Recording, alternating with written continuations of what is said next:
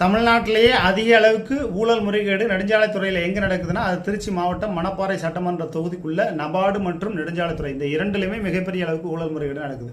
இதில் ஓம் சக்தி கட்டுமான நிறுவனமாக இருக்கட்டும், வேறு எந்த கட்டுமான நிறுவனமாக இருக்கட்டும், அது சம்பந்தமான தகவல் அறியும் உரிமை சட்டத்தில் நம்ம மனு போட்டோம்னா கிருஷ்ணசாமி கண்காணிப்பு பொறியாளர் பெயரளவுக்கு உத்தரவிடுகிறார். அதுபோல் கோட்ட பொறியாளரும் பெயரளவுக்கு உத்தரவிடுகிறார். எந்த விதமான நடவடிக்கையும் எடுப்பதாக தெரியவில்லை.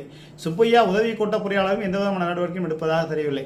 திமுக அதிமுகங்கிறதெல்லாம் விட்டுருங்க. அரசு அதிகாரிகள் ஊழல் முறைகேடுகளுக்கு துணை போகிற வகையில் அந்த தவறுகளை மறைக்கிற வகையில் தகவலை வழங்க மறுப்பதின் நோக்கம் என்ன? அப்போ கோட்ட பொறியாளர் கிருஷ்ணசாமி, கண்காணிப்பு பொறியாளர், கோட்ட பொறியாளர்னு இவங்கெல்லாம் ஊழலுக்கு துணை போகிற வகையில் தொடர்ந்து இந்த சம்பவங்கள் நடந்து கொண்டு இருக்கிறது. திருச்சி மாவட்டத்தில் இருக்கக்கூடிய பெரும்பாலான நெடுஞ்சாலைத்துறைகள் தரமற்ற முறையில் இருக்குது. இதை நம்ம கேள்வி கேட்டோம்னா உரிய தகவலும் கொடுக்கறதில்ல, பதிலும் கொடுக்கறதில்ல. அப்போ ஊழல்வாதிகளுக்கு துணை போகிற மேலதிகாரிகள் இருக்கத்தான் செய்கிறார்.